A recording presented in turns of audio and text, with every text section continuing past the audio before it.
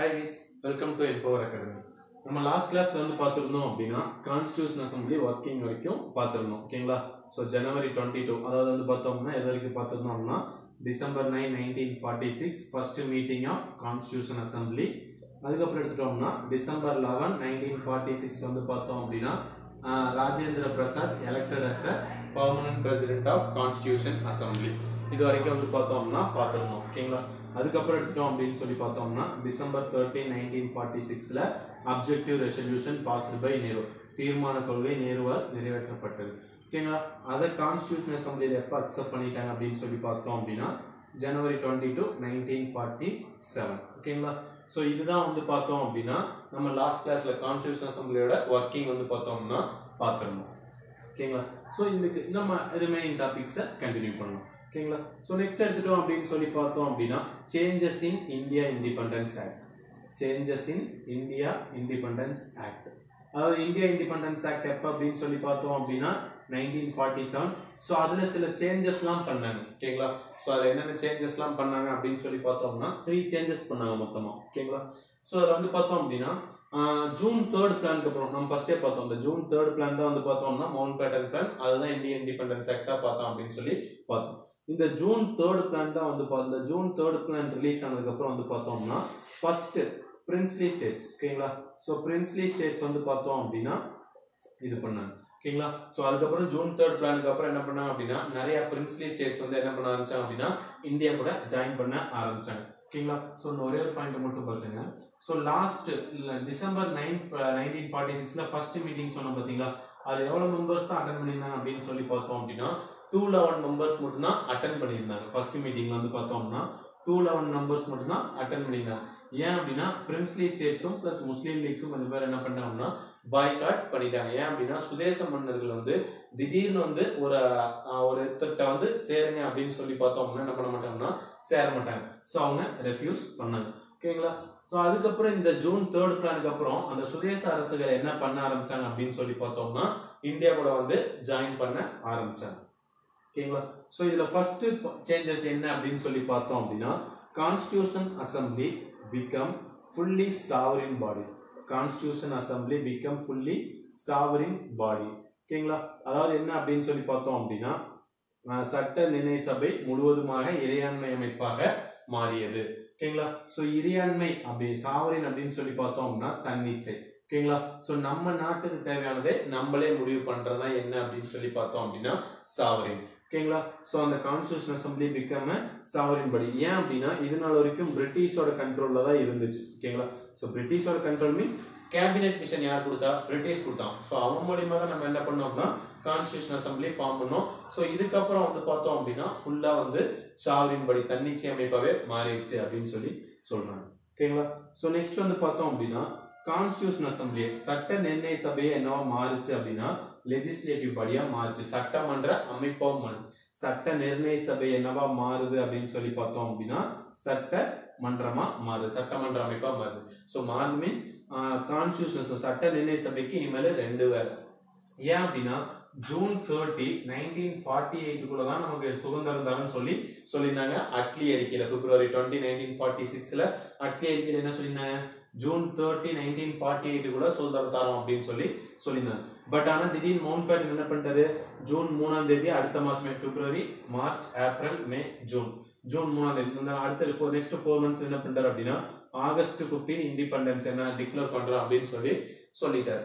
ஓகேங்களா? சோ அதுக்கப்புறம் British India விட்டு போயிட்டோம் அப்படின்னா நம்மளே ரூல் பண்றதுக்கு என்ன வேணும்? சட்டமன்ற அமைப்பு வேணும், பார்லிமெண்ட்ரி வேணும். சோ லெஜிஸ்லேட்டிவ் பண்ணா சிம்பிளா சொல்லணும்னா பார்லிமெண்ட். சோ கான்ஸ்டிடியூஷன் அசெம்பிளியா கூட்டணும். சோ கான்ஸ்டிடியூஷன் அசெம்பிளிக்கு இனிமேல் 2 வேலை.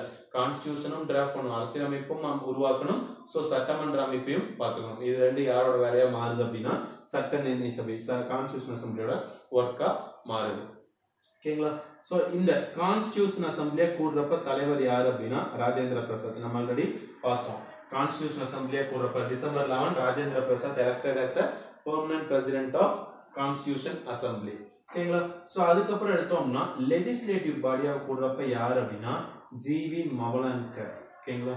ஜிவி மவலன்கர் இவர் தான் லெஜிஸ்லேட்டிவ் பாடி. சோ இப்ப எல்லாரும் இப்ப 389 பேர் இருக்காங்க அப்படின்னா அந்த 389 பேர் தான் இருப்பாங்க. ஆனா அப்ப தலைவர் வந்து ராஜேந்திர பிரசாத் தான் இருந்தாரு அப்படின்னா அது கான்ஸ்டிடியூஷன் அசம்பிளி மீட்டிங்.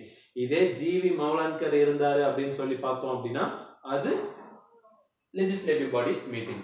ஓகேங்களா? சோ இவர் தான் வந்து பார்த்தோம்னா ஃபர்ஸ்ட் பிரசிடென்ட் ஆஃப் இந்தியா, இந்தியாவின் முதல் குடியரசுத் தலைவர். இவர் தான் வந்து பார்த்தோம்னா after independence first speaker of Lok Sabha, சுதந்திரத்திற்கு பிறகு முதல் சபாநாயகர். ஓகேங்களா? சோ யார் அப்படின்னா இந்த ஜிவி மௌலான்கர். ஓகேங்களா? சோ நெக்ஸ்ட் எடுத்துட்டோம் அப்படின்னு சொல்லி பார்த்தோம் அப்படின்னா தேர்ட் ஒன். ஓகேங்களா? சோ தேர்ட் ஒன் வந்து பார்த்தோம் அப்படின்னு சொல்லி பார்த்தோம் அப்படின்னா 389 மெம்பர்ஸ் பார்த்தோம் பாத்தீங்களா? அந்த 389 மெம்பர்ஸ் என்னவா மாறுச்சு அப்படின்னு சொல்லி பார்த்தோம் அப்படின்னா 299 மெம்பர்ஸா மாறிடுச்சு. என்ன ரீசன் அப்படின்னு சொல்லி பார்த்தோம் அப்படின்னா because of Pakistan constitution assembly. அதாவது பாகிஸ்தான் அவங்களோட அரசியலமைப்பு உருவாக்குறதுக்காக அதுல இருந்து முஸ்லீம் லீக்ஸ்ல என்ன பண்றாங்க அப்படின்னா வெளியே போயிட்டாங்க. ஓகேங்களா? சோ 389 என்னவா மாறுச்சு அப்படின்னா 299 மாறுச்சு. ஓகேங்களா? சோ இதுதான் வந்து பார்த்தோம்னா இந்தியா இண்டிபெண்டன்ஸ் ஆக்ட்ல சேஞ்சஸ் பண்ணுது. ஓகேங்களா? சோ அதுக்கப்புறம் எடுத்துட்டோம் அப்படின்னு சொல்லி பார்த்தோம்னா கான்ஸ்டிடியூஷன் அசம்பிளியை உருவாக்குறதுக்காக ஒரு கமிட்டி போடுறாங்க. ஸோ அதுதான் என்ன கமிட்டி அப்படின்னு சொல்லி பார்த்தோம் அப்படின்னா டிராஃப்டிங் கமிட்டி. ஓகேங்களா? டிராஃப்டிங் கமிட்டி, சட்ட வரையறை குழு. ஓகேங்களா? டிராஃப்டிங் கமிட்டி, சட்ட வரையறை குழு. ஓகேங்களா? ஸோ இந்த சட்ட வரையறை குழு யாரு தலைவர் அப்படின்னு சொல்லி பார்த்தோம்னா ஸோ டோட்டலா எவ்வளவு மெம்பர்ஸ் அப்படின்னு சொல்லி பார்த்தோம் அப்படின்னா டோட்டலா 7 மெம்பர்ஸ். ஓகேங்களா? டோட்டலா எத்தனை பேர் அப்படின்னு சொல்லி பார்த்தோம் அப்படின்னா 7 மெம்பர்ஸ். ஸோ இதுக்கு சேர்மன் யாரு அப்படின்னு சொல்லி பார்த்தோம், தலைவர் யாரு அப்படின்னு சொல்லி பார்த்தோம்னா B.R. அம்பேத்கர். ஓகேங்களா? ஸோ தலைவர் யார் அப்படின்னா B.R. அம்பேத்கர். ஸோ நெக்ஸ்ட் எடுத்துட்டோம் அப்படின்னு சொல்லி பார்த்தோம்னா முன்ஷி. ஓகேங்களா? முன்ஷி. அதுக்கப்புறம் எடுத்துட்டோம் அப்படின்னு சொல்லி பார்த்தோம்னா சையத் முகமது சதுல்லா. சையத் முகமது சதுல்லா. நெக்ஸ்ட் எடுத்துட்டோம்னா கோபாலசாமி ஐயங்கார். கோபாலசுவாமி ஐயங்கார். ஓகேங்களா? ஸோ நெக்ஸ்ட் எடுத்துட்டோம் அப்படின்னு சொல்லி பார்த்தோம் அப்படின்னா கிருஷ்ணமாச்சாரி. ஓகேங்களா? ஸோ நெக்ஸ்ட் எடுத்துட்டோம் அப்படின்னு சொல்லி பார்த்தோம் அப்படின்னா கிருஷ்ணமாச்சாரி. ஓகேங்களா? ஸோ அதுக்கப்புறம் வந்து பார்த்தோம் அப்படின்னா கைத்தான். ஓகேங்களா? ஸோ ஃபர்ஸ்ட் எடுத்துட்டோம் அப்படின்னு சொல்லி பார்த்தோம்னா சேர்மன் B.R. அம்பேத்கர், முன்ஷி சையத் முகமது சதுல்லா, கோபாலசாமி ஐயங்கார், கிருஷ்ணமாச்சாரி, அல்லாடி கிருஷ்ணசாமி ஐயர். ஓகேங்களா? ஸோ அடுத்து வந்து பார்த்தோம்னா அல்லாடி கிருஷ்ணசுவாமி ஐயர். அல்லாடி கிருஷ்ணசாமி ஐயர். ஓகேங்களா? ஸோ அதுக்கப்புறம் இன்னொருத்தர் யார் அப்படின்னு சொல்லி பார்த்தோம் அப்படின்னா மாதவராவ். ஓகேங்களா? ஸோ மாதவராவ். இந்த கிருஷ்ணமாச்சாரி யாருக்கு பதிலாக வர்றார் அப்படின்னு சொல்லி பார்த்தோம் அப்படின்னா கைத்தானுக்கு பதிலாக வரவர் தான் யார் அப்படின்னா இந்த கிருஷ்ணமாச்சாரி. ஓகேங்களா? ஸோ மில்டர் ஒருத்தர் இருந்தார். ஓகேங்களா? ஸோ மில்டருக்கு பதிலாக வரவர் தான் யார் அப்படின்னு சொல்லி பார்த்தோம் அப்படின்னா மாதவ் ராவ். ஓகேங்களா? ஸோ இவங்க 7 பேர் தான் வந்து பார்த்தோம்னா டிராஃப்டிங் கமிட்டியோட மெம்பர்ஸ். ஓகேங்களா? ஸோ இந்த கோபாலசாமி ஐயங்கார் தான் வந்து பார்த்தோம் அப்படின்னா ஆர்டிகல் 370 டிராஃப்ட் பண்ணுவார். அதாவது வந்து பார்த்தோம்னா இப்போ பார்க்குறீங்களா ஸ்பெஷல் ஸ்டேட் நம்ம பார்த்தோம்ல இப்போ ரிவோக் பண்ணது special status to Jammu Kashmir article 370. So determine பண்ணது யார் அப்படின்னா இந்த கோபாலசாமி ஐயங்கார். ஓகேங்களா?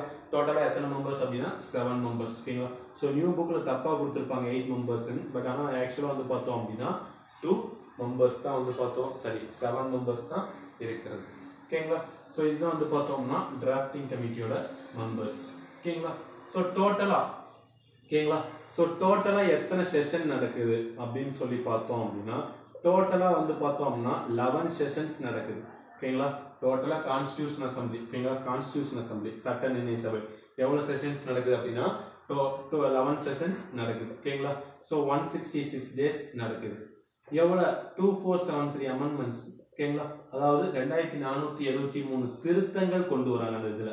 ஓகேங்களா? இப்போ நம்ம பார்க்கறது பார்த்தீங்களா ஜிஎஸ்டி ஆட் பண்றோம். ஸோ அது மாதிரி சில திருத்தங்கள் பண்ணலாம் அப்படின்னு சொல்லி சொல்றாங்க. ஸோ அது மாதிரி எவ்வளவு ப்ரொபோசல்ஸ் வந்துச்சு அப்படின்னா 2473 ப்ரொபோசல்ஸ் வந்துச்சு. ஓகேங்களா? ஸோ அதுக்கப்புறம் எடுத்துட்டோம் அப்படின்னு சொல்லி பார்த்தோம் அப்படின்னா லாஸ்ட் செஷன். ஓகேங்களா? ஸோ கான்ஸ்டியூஷன் எப்போ எழுதி முடிக்கிறாங்க அப்படின்னு சொல்லி பார்த்தோம் அப்படின்னா நவம்பர் 26, 1949 வந்து பார்த்தோம் அப்படின்னா கான்ஸ்டியூஷன் எழுதி முடிக்கிறாங்க. ஓகேங்களா? ஸோ கான்ஸ்டியூஷன் ஃபினிஷ் பண்றது எப்போ அப்படின்னா நவம்பர் 26, 1949. ஸோ இதை தான் நம்ம என்ன பண்ணுறோம் அப்படின்னா கான்ஸ்டிடியூஷனல் டே அப்படின்னு சொல்லி கொண்டாடுறோம். அதாவது அரசியல் அமைப்பு தினம் அப்படின்னு சொல்லி கொண்டாடுறோம். ஓகேங்களா? ஸோ இந்த நவம்பர் 26, 1949 இந்த நாள் வந்து பார்த்தோம் அப்படின்னா எதெல்லாம் மட்டும் நடைமுறைக்கு வந்துச்சு அப்படின்னு சொல்லி பார்த்தோம்னா தேர்தல், குடியுரிமை, பாராளுமன்றம், எலெக்ஷன், சிட்டிசன்ஷிப், பார்லிமெண்ட், இது 3 மட்டும் என்ன பண்ணாங்க அப்படின்னு சொல்லி பார்த்தோம் அப்படின்னா அன்னைக்கே நடைமுறைக்கு வந்துச்சு. என்னைக்கு அப்படின்னு சொல்லி பார்த்தோம்னா நவம்பர் 26, 1949. ஓகேங்களா? பட் ஆனால் கான்ஸ்டியூஷன் எப்போ இம்ப்ளிமெண்ட் ஆச்சு, எப்போ நடைமுறைப்படுத்தணும், அரசியலமைப்பை எப்போ நடைமுறைப்படுத்தணும் அப்படின்னு சொல்லி பார்த்தோம் அப்படின்னா ஜனவரி 26, 1950 தான் வந்து பார்த்தோம் அப்படின்னா நம்ம கான்ஸ்டியூஷனை நடைமுறைப்படுத்தணும். ஸோ நார்மலாக வந்து பார்த்தோம்னா கான்ஸ்டியூஷன் எப்போ நடைமுறைப்படுத்தினேன் அப்படின்னு சொல்லி கேட்டாங்கன்னா ஜனவரி 26, 1950 தான். பட் ஆனால் எலெக்ஷன், சிட்டிசன்ஷிப், பார்லிமெண்ட் மட்டும் என்ன பண்ணிட்டாங்க அப்படின்னு சொல்லி பார்த்தோம்னா எப்போவே இது பண்ணிட்டாங்க அப்படின்னா நவம்பர் 26, 1949. ஓகேங்களா? ஸோ இந்த ஜனவரி 26 ஏன் கான்ஸ்டியூஷன் வந்து ஜனவரி 26, 1950 இம்ப்ளிமெண்ட் பண்ணுறாங்க அப்படின்னு சொல்லி பார்த்தோம் அப்படின்னா ஒரு ரீசன் என்ன அப்படின்னு சொல்லி பார்த்தோம் அப்படின்னா 1929. ஓகேங்களா? ஸோ 1929 வந்து பார்த்தோம் அப்படின்னா காங்கிரஸ் செஷன் எங்கே நடக்குது அப்படின்னா லாகூரில் நடக்குது. ஓகேங்களா? அந்த லாகூர்ல என்ன பண்றாங்க அப்படின்னா பூர்ண ஸ்வராஜ், அதாவது முழு சுதந்திரம், பூர்ண ஸ்வராஜ் ரெசல்யூஷன் பாஸ் பண்றாங்க. ஓகேங்களா? ஸோ அதுல இருந்து வந்து பார்த்தோம்னா ஜனவரி 26, 1930 இண்டிபெண்டன்ஸ் டேவா கொண்டாடினாங்க. ஓகேங்களா? நீ சுதந்திரம் கொடுத்தா கொடுக்காட்டி போ, ஆனா நாங்க என்ன பண்றோம் அப்படின்னு சொல்லி பார்த்தோம்னா நாங்க இண்டிபெண்டன்ஸை செலிப்ரேட் பண்றோம் அப்படின்னு சொல்லி இந்த ஜனவரி 26, 1930 சூஸ் பண்ணோம். ஸோ இந்த டேவை ஹிஸ்டாரிக்கலாக மறந்துடக்கூடாது, வரலாற்று மிக்க தினமாக இருக்கணும்னு சொல்லி தான் நம்ம கான்ஸ்டியூஷன் எப்போ நடைமுறைப்படுத்துகிறோம் அப்படின்னு சொல்லி பார்த்தோம்னா இந்த ஜனவரி 26, 1950 என்ன பண்ணுறோம் அப்படின்னா இம்ப்ளிமெண்ட் பண்ணுறோம். ஓகேங்களா? ஸோ இதுதான் வந்து பார்த்தோம்னா ஓகேங்களா? ஸோ நெக்ஸ்ட் எடுத்துட்டோம் அப்படின்னா நம்ம கான்ஸ்டியூஷன் உருவாக்கி முடிக்கிறதுக்கு எவ்வளோ கண்ட்ரிஸை ரெஃபர் பண்ணோம் அப்படின்னு சொல்லி பார்த்தோம்னா 60 நாடுகளில் வந்து பார்த்தோம் அப்படின்னா நம்ம ரெஃபர் பண்ணோம். ஓகேங்களா? ஸோ எவ்வளோ வந்து பார்த்தோம் அப்படின்னா செலவாச்சு அப்படின்னு சொல்லி பார்த்தோம்னா கான்ஸ்டியூஷன் உருவாக்குறதுக்கு 64 லட்சம் வந்து பார்த்தோம் அப்படின்னா செலவாச்சு. ஓகேங்களா? 64 lakhs வந்து பார்த்தோம்னா செலவாச்சு. ஸோ டைம் கன்சியூமிங் அப்படின்னு சொல்லி பார்த்தோம்னா அதாவது வந்து பார்த்தோம்னா நாட்கள் அரசியலமைப்பு உருவாக்க எடுத்துக்கொள்ளப்பட்ட நாட்கள் எவ்வளோ ஆச்சு அப்படின்னா 2 years, 11 months, 18 days. ஓகேங்களா? 18 days தான் வந்து பார்த்தோம்னா உருவாக்குறது. ஸோ இதில் வந்து பார்த்தோம்னா நியூ புக்கில் வந்து பார்த்தோம்னா 17 daysன்னு கொடுத்துருப்பான். பட் ஆக்சுவலாக இது ப்ரீவியஸ்லேயே கொஸ்டின்ஸில் கேட்டுருக்கான். 18 days தான் வந்து பார்த்தோம் அப்படின்னா கரெக்ட். ஓகேங்களா? So but 2 months, 2 years, 11 months, 18 days ஆப்ஷனில் இல்லை அப்படின்னா யூ கோ ஃபார் 17 days. ஓகேங்களா? ஸோ இதெல்லாம் தான் வந்து பார்த்தோம்னா கான்ஸ்டியூஷனில் இது பண்ணுறோம். ஓகேங்களா? Constitution assembly. So constitution assembly இதை தாண்டி வேற என்ன வேலைகள்லாம் பண்ணாங்க? ஓகேங்களா? So other works done by constitution, இதர வேலைகள் சட்ட நிர்ணய சபையில் ஏற்றுக்கொள்ளப்பட்ட மற்ற விஷயங்கள். ஓகேங்களா? ஸோ அதில் ஃபர்ஸ்ட் ஒன் வந்து பார்த்தோம் அப்படின்னா மே 1949 காமன்வெல்த்தில் சைன் பண்ணது. ஓகேங்களா? மே 1949 காமன்வெல்த்தில் சைன் பண்ணது. அதாவது வந்து பார்த்தோம் அப்படின்னா காமன்வெல்த் அப்படின்னா என்ன அப்படின்னா பிரிட்டிஷ் அடிமையாக இருந்த நாடுகள்லாம் சேர்ந்து உருவாக்கப்பட்டாதான் என்ன அப்படின்னா காமன்வெல்த். ஸோ அதில் இந்தியா எப்போ கான்ஸ்டியூஷன் இந்தியாவில் திருப்பி எடுத்துட்டோம்னா 1949 மே. ஓகேங்களா? ஸோ அதுக்கப்புறம் வந்து பார்த்தோம்னா நேஷ்னல் ஃப்ளாக். ஓகேங்களா? தேசிய கொடி எப்போ ஏற்றுக்கிட்டோம் அப்படின்னு சொல்லி பார்த்தோம்னா ஜூலை 22, 1947 தான் வந்து பார்த்தோம்னா நேஷ்னல் ஃப்ளாகை ஏற்றுக்கிட்டோம். ஓகேங்களா? ஸோ அதுக்கப்புறம் வந்து பார்த்தோம்னா நேஷ்னல் சாங், நேஷ்னல் ஆந்தம், தேசிய பாடல், தேசிய கீதம். ஸோ அதுக்கப்புறம் எடுத்துட்டோம் அப்படின்னு சொல்லி பார்த்தோம்னா ராஜேந்திர பிரசாத் ஃபர்ஸ்ட் பிரசிடென்ட். ஓகேங்களா? எப்போ இதெல்லாம் எப்போ அப்படின்னு சொல்லி பார்த்தோம் அப்படின்னா ஜனவரி 24, 1950. ஓகேங்களா? ஜனவரி 24, 1950. ஓகேங்களா? ஸோ ஆக்சுவலாக வந்து பார்த்தோம் அப்படின்னா டோட்டலாக எத்தனை செஷன்ஸ் நடந்துச்சுன்னு சொன்னேன்? 11 செஷன்ஸ். ஓகேங்களா? ஸோ அந்த லாஸ்ட் செஷன் அப்படின்னு சொல்லும்போது நவம்பர் 26 தான். பட் ஆனால் கான்ஸ்டியூஷன் அன்னையோட முடிச்சுட்டதுனால ஸோ இந்தியும் வந்து பார்த்தோம்னா சம்டைம்ஸ் இதே இந்த ஜனவரி 24, 1950 லாஸ்ட் செஷன் ஆஃப் கான்ஸ்டியூஷன் அசம்பிளின்னு சொல்லி என்ன பண்ணுவோம்னா ஆட் பண்ணுவோம். பட் ஆக்சுவலாக எவ்வளோ செஷன்ஸ் தான் அப்படின்னு சொல்லி பார்த்தோம்னா 11 செஷன்ஸ் தான் நடந்தது. ஓகேங்களா? ஸோ இதுதான் வந்து பார்த்தோம் அப்படின்னா other works by constitution assembly. ஓகேங்களா? ஸோ நெக்ஸ்ட் எடுத்துட்டோம் அப்படின்னு சொல்லி பார்த்தோம் அப்படின்னா criticism of constitution assembly. criticism of Constitution Assembly. சட்ட நிர்ணய சபையின் குறைபாடுகள் அப்படின்னு சொல்லி பார்த்தோம்னா first one, not a sovereign body. Not a sovereign body. இது சட்ட நிர்ணய சபை இறையாண்மை அமைப்பு அல்ல.